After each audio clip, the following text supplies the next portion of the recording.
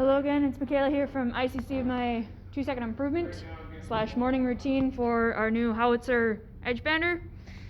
So I'm going to start us off by going down here, and you want to engage power to the machine. You also want to double check that you're sitting at 6 bars there, not higher, not lower.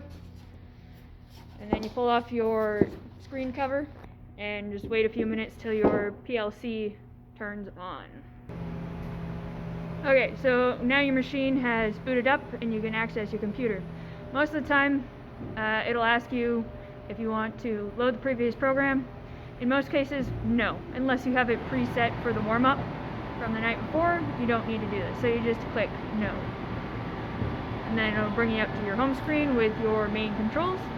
So right now it's telling me that the machine is not energized. So what I'm going to do here is this tells me that it's not running. And this tells me that it's not energized here. So what I'm going to do is hit the green light, and that brings me up to a functioning machine. So the next step is to load your glue test, which you do every morning with some fatter material. It just cleans out the glue nozzles and makes sure you're getting good, clean glue consistency. And those little bricks just live right there in the air table. So go into your glue test program, select it, hit load, and then it'll say, oh, wait for temperature, because my machine is not quite warm. So we just wait for that. Okay, so now our machine is warm, and my warning label has gone away, so that means I can start my program. So what I do is hit the green button. But before I do that, you need to pre-warm the machine. So I like to let it run at least one time before I start sending pieces through. So it'll run by itself for about 5 minutes or so and then shut itself off when it's not being physically used to send pieces through. So while it's running, I don't like it being super loud. So what I do is I hit my pre-millers and just turn them off by hitting the unselect of the on button. And then I hit my green fill button.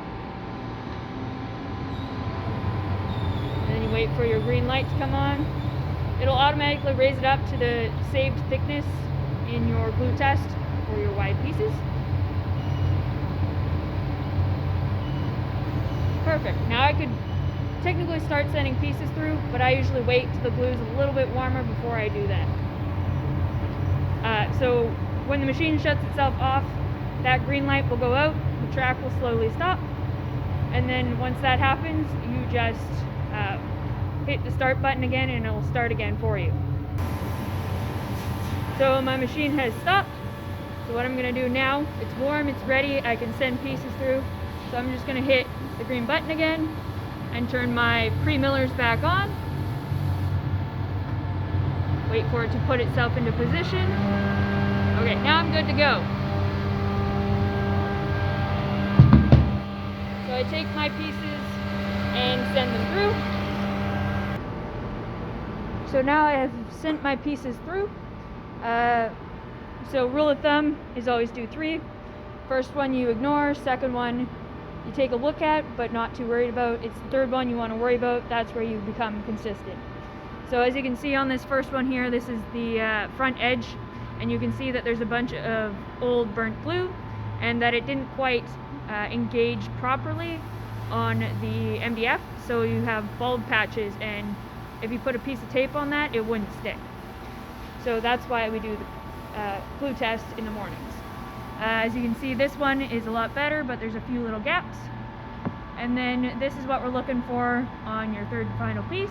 Nice, consistent all the way through, and it's just nice and clean. Once you've done your glue test and you have consistently happy with the glue that you're getting off, you are welcome to start banding and select your program and go from there. Thanks.